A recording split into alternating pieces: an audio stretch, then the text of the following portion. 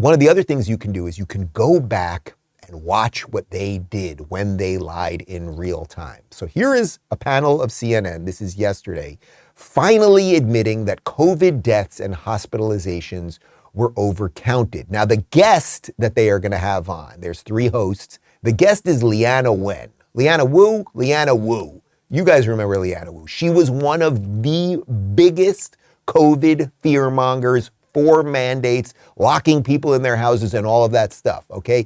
Yet she's the guest now as they talk about how COVID hospitalizations were overcounted. The woman should be fired and shamed and never seen in public again. Well, just watch what we're going to do to her here. First, watch the part from yesterday. Doctor, these are 2 separate things here, overcounting deaths and overcounting hospitalizations. As you know, I covered this closely being in the Trump White House when this happened. I talked to a lot of health officials about this who are actually kind of skeptical of this claim that you're making. And I think one big thing has been, what is the evidence that these COVID deaths are actually being overcounted? Well, this is the reason why this kind of transparent reporting is going to be so important. There is a way for us to look at death certificates and also to look at the medical records of individuals prior to their death. And I think this needs to be separated into 3 categories. One is the COVID as a direct contributor, the primary cause of death. The second is, could it be a secondary contributing cause? So, for example, somebody with kidney disease, COVID then pushes them over the edge to have kidney failure. That's COVID as a contributing cause. And then the third is COVID as an incidental finding. So somebody coming in with a gunshot wound or a heart attack and they happen to test positive.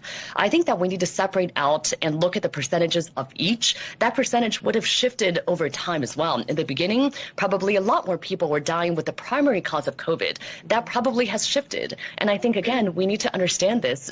Another reason to understand this, too, is a lot of people are wondering when they should get a booster next. When do we need a second booster or another booster? And the only way we can know for sure is to understand who is getting severely ill and when.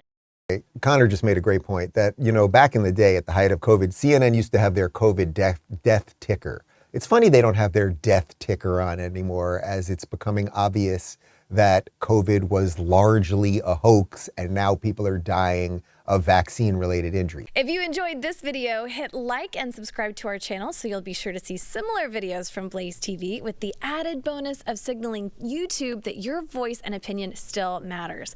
And if you're looking for more great conservative content, check out one of the 2 videos suggested here. And let's go.